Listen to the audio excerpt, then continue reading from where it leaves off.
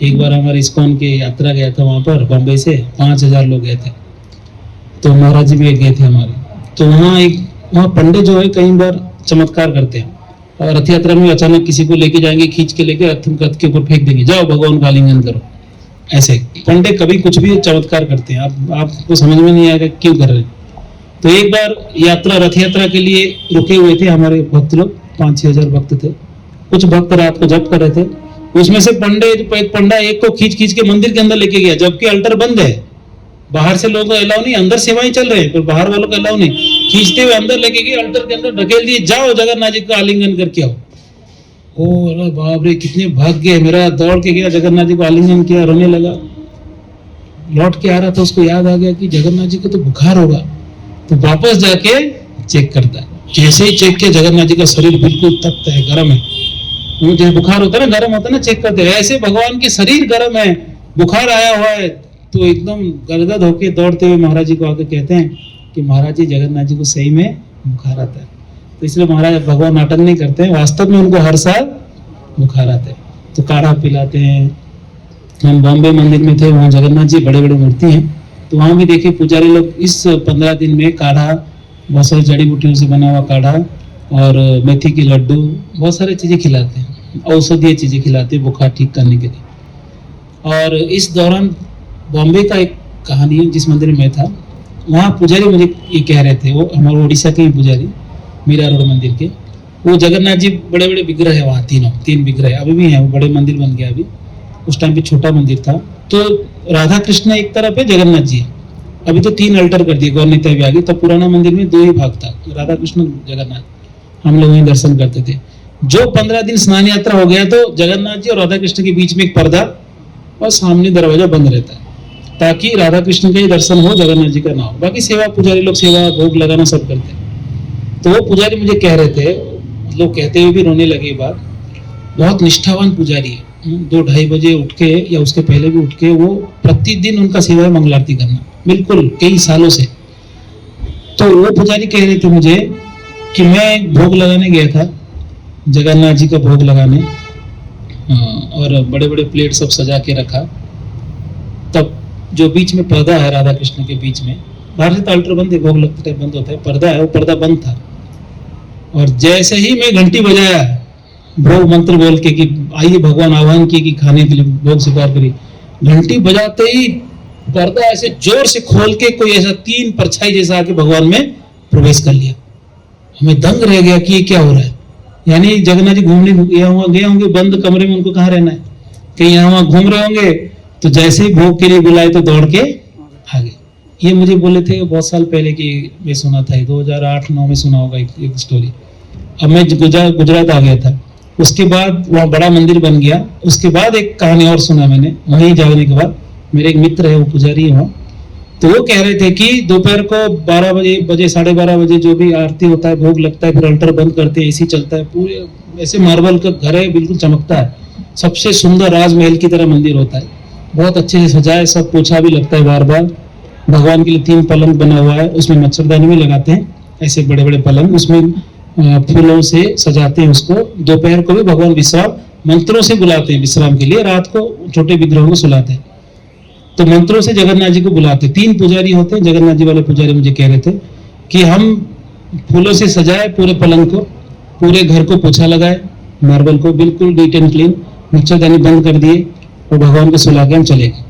और जैसे ही 4 बजे जगाने के लिए आए, और जैसे ही बाहर घंटी बजा के अंदर जाना रहता है, क्यों ऐसे बिना बोले तो जा नहीं सकते अंदर, जैसे ही घंटी बजा के दरवाजा खोल के अंदर गए, तो एक चीज हमने देखा कि जगन्नाथ, बलदेव, सुभद्रा मैया के तीनों के मच्छरदानी खुले हुए हैं और बिल्कुल फूल वगैरह बिखरते हुए मूर्ति तक गया हुआ।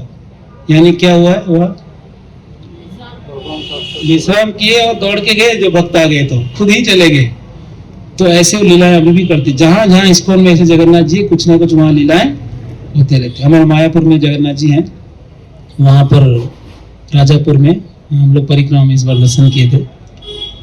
इस्कॉन के, वो पहले इस्कॉन के नहीं थे एक्चुअली, कोई और गांव वाले संभाल रहे थे।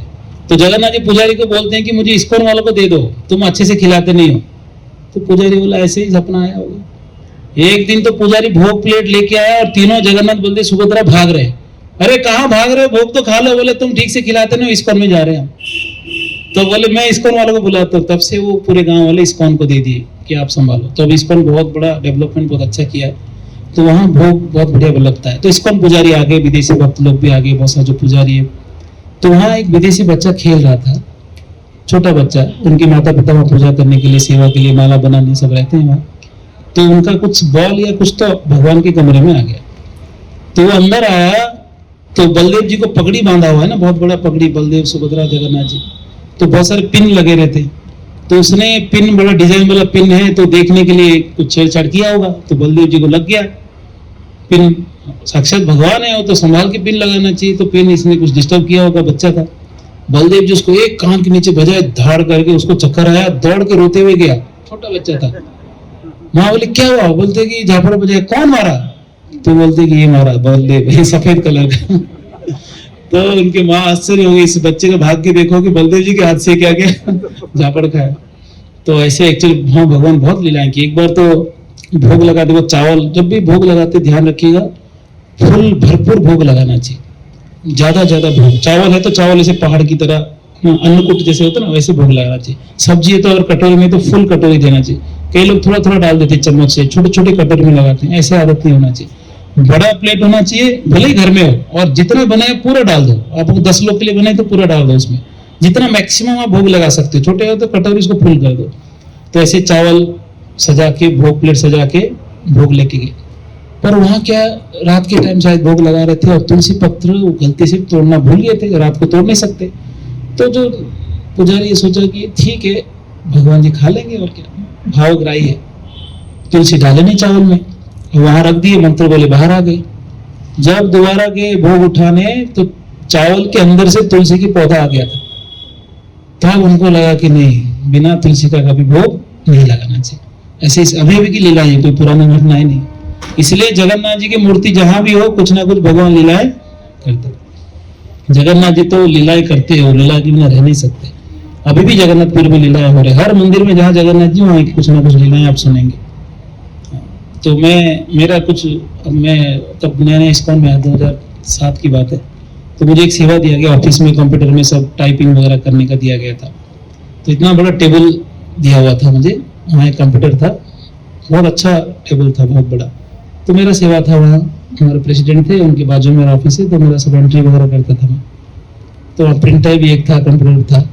तो मैं ऐसे सुबह मंगल आरती किए, दिन भर सेवा की, रात को प्रोग्राम करने जाते थे, बहुत आनंद आता था वहाँ। तो मेरे मन में आया कि जगन्नाथ जी का सेवा मैं खुद करूँ। तब दीक्षा हुआ नहीं था मेरा, तो मैं छोटे छोटे विग्रह जगन्नाथ जी के कहीं से लेके आया, कहीं से। तो उनको मेरे ऑफिस के अलमारी के ऊपर रखता था, और उनको कोई एक ड्रेस कहीं से लाके पहनाता था।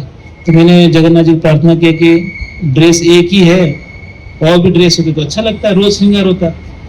तो ऐसे ही गृहस्थ भक्त लोग को जाके देख लिया, और माताएं जो ड्रेस बनाते हैं, कम से कम 10-15 ड्रेस अपने आप वो लोग आके देने लगे, बोले आपकी जगन्नाथ जी की।